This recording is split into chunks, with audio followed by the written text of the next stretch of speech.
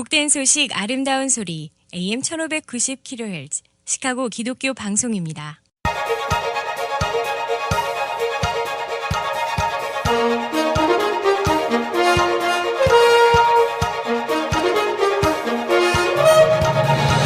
김정일 해설위원의 시사 해설. 세상을 넓게 봅니다. 삶의 지평이 넓어집니다.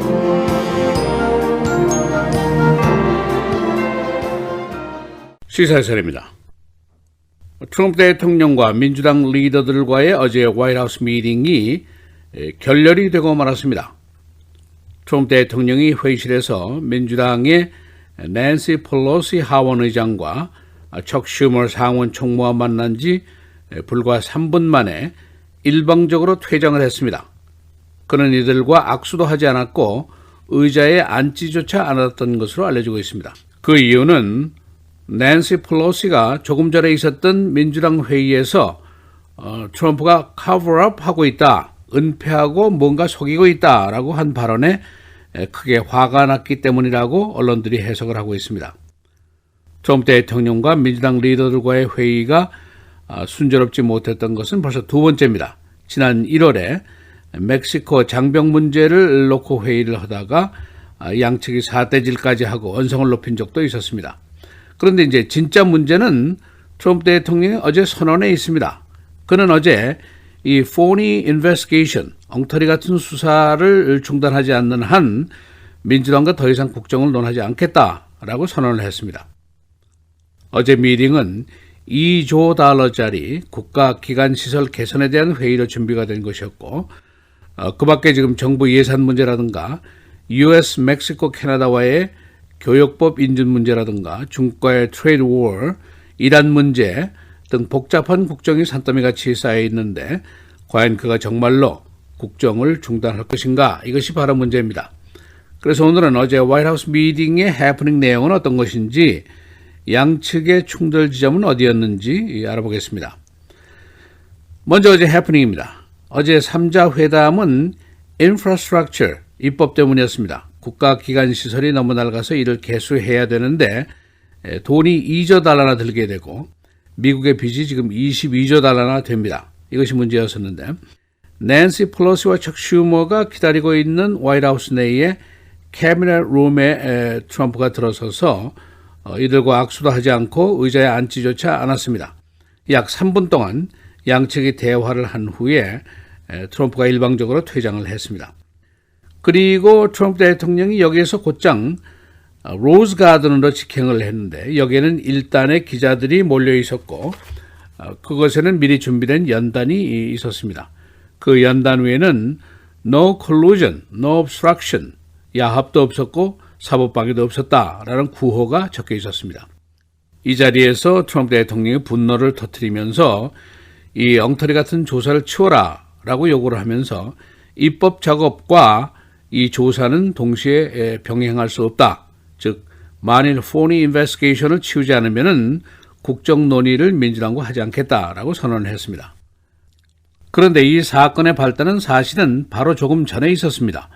낸시 펠로시 의장이 화이트하우스에 들어가기 전에 의사당에서 민주당 의원들과 잠시 회의를 가졌습니다. 이 회의는 민주당 내부 일각에서 강력하게 제기되고 있는 탄핵 시도, 이것을 만류하기 위해서 있었던 회의입니다.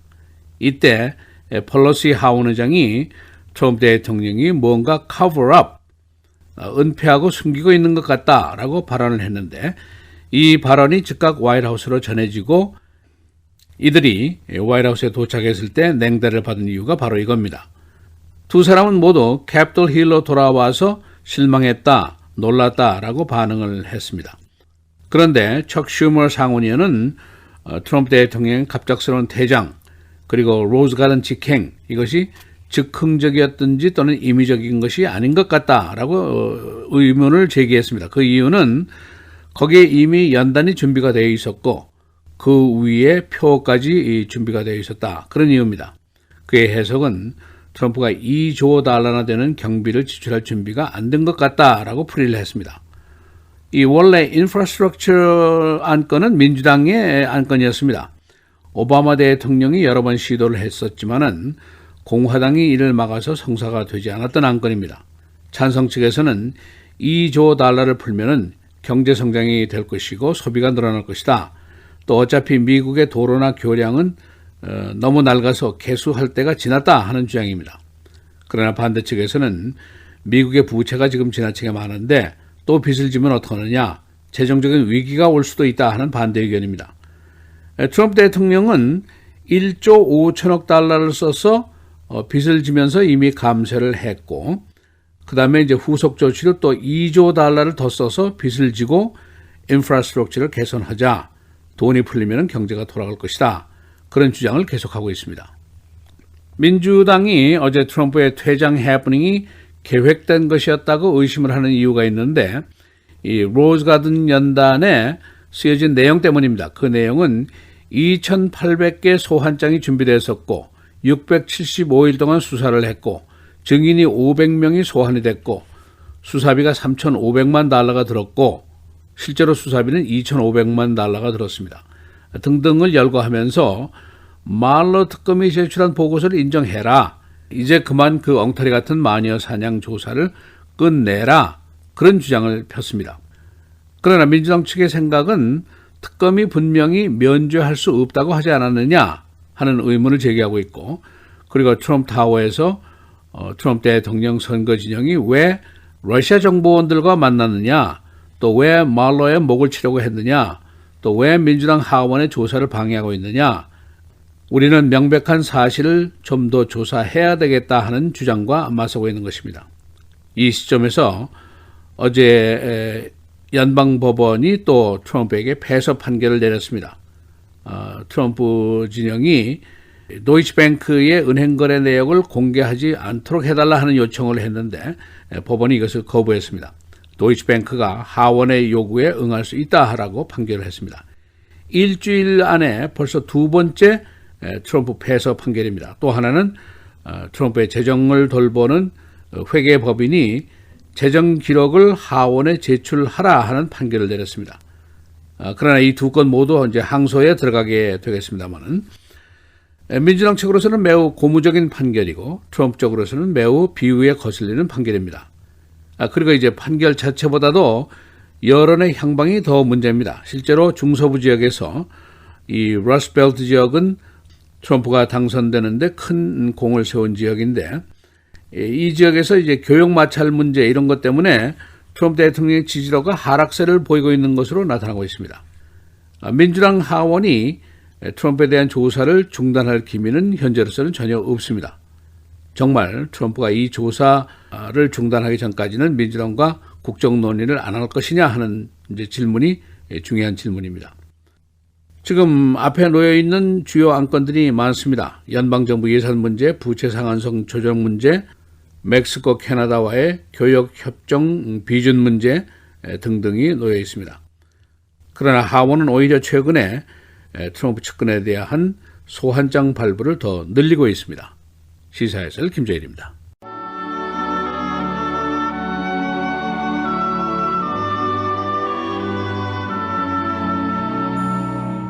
악인의 제사는 여호와께서 미워하셔도 정직한 자의 기도는 그가 기뻐하시느니라.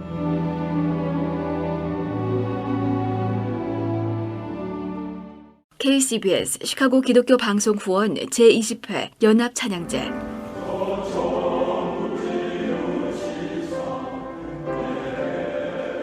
KCBS 시카고 기독교 방송 후원 제20회 연합 찬양제가 오는 6월 9일 주일 오후 6시 레이크뷰 언약교회에서 개최됩니다. 미주 한인장로선교회 주최로 열리는 이번 연합 찬양제는 기독 여성합창단과 시카고 권사합창단, 시카고 크리스찬 코랄, 예울림 여성합창단, 시카고 장로성가단 등 5팀과 특별 출연으로 70여 명의 LA 남가주 장로성가단이 참여해 합창 공연을 펼칩니다. 이번 행사는 시카고의 복음의 지평을 넓히기 위한 창립 41주년 시카고 기독교 방송의 전파 선교 후원을 위한 연합 찬양제로 열리게 됩니다. 시카고의 밤을 찬양으로 가득 메울 이번 연합 찬양제에 함께 참여하셔서 은혜와 감동의 시간 가지시길 바랍니다. 제20회 연합 찬양제 일시는 6월 9일 주일 오후 6시, 장소는 강민수 목사님이 심호하시는 렉뷰 언약교회며 공연 티켓 가격은 $10입니다. 연합 찬양제에 관한 자세한 사항은 시카고 기독교 방송 전화 847-583-영원구원 583-0191번으로 문의하시기 바랍니다.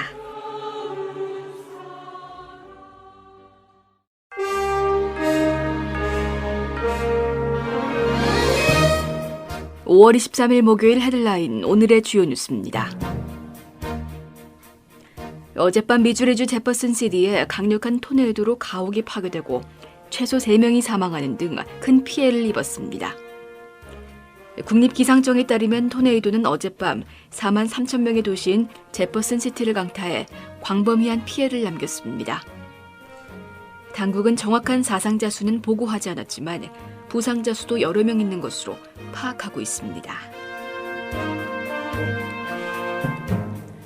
트럼프 대통령이 어제 민주당 지도부와 회동했지만 3분 만에 자리를 박차고 나왔습니다.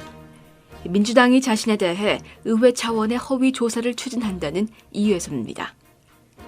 어제 백악관에서는 트럼프 대통령과 낸시 펠로시 하원의장, 척 슈머 상원 원내대표 등 민주당 지도부와의 인프라스트럭처 관련 회의가 열렸습니다.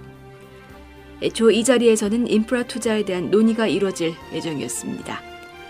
그러나 트럼프 대통령은 회의장에 들어간 지 3분 만에 문을 박차고 나와 기자들이 모여있던 백악관 로즈가든으로 이동해 예정이 없던 기자회견을 자초했습니다. 그는 러시아 스캔들을 둘러싼 로버트 뮬러 특별검사팀 수사보고서가 나온 이후에도 허위 조사가 계속되고 있다며 민주당과 협력하지 않겠다고 선언했습니다. 엘살바도르 출신 10살 소녀가 지난해 미국 불법 이민시설에서 구금 중 사망한 사실이 뒤늦게 드러났습니다.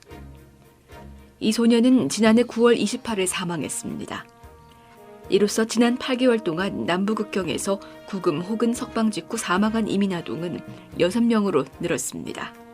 약 8개월 만에 사망 소식이 알려진 이 소녀는 6명 중 가장 먼저 숨진 아동입니다.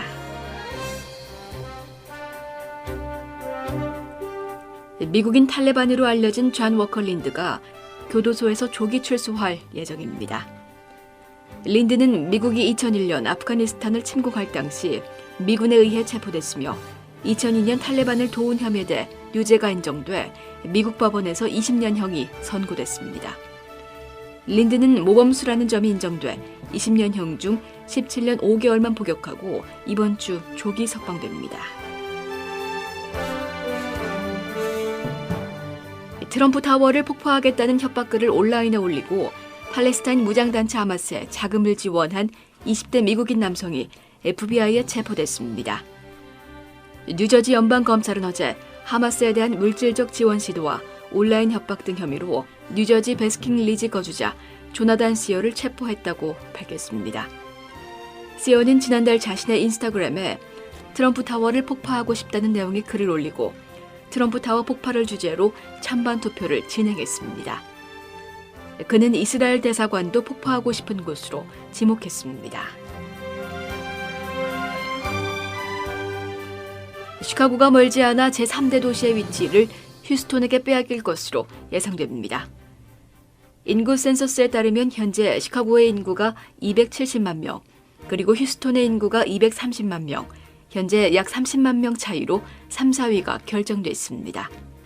시카고는 2017년에서 2018년 사이에 인구 7천 명이 감소했고 휴스턴은 약 8천 명이 증가했습니다.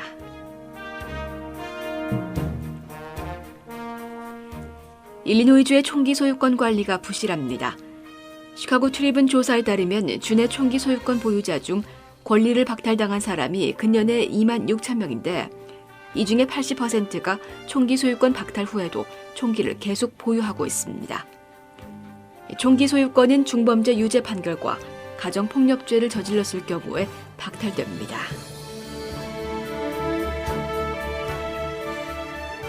성폭력범의 소재 파악이 제대로 되지 않고 있습니다.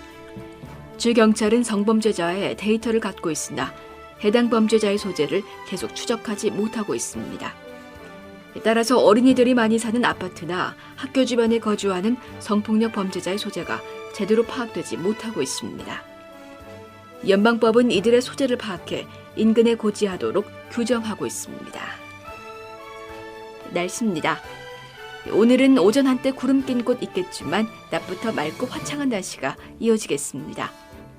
최고 75도, 최저 53도. 내일은 흐린 가운데 오전 한때 일부 지역에는 비가 내리다 그치겠고 밤사이 다시 비나 던더스톰이 예상됩니다. 최고 76도, 최저 65도.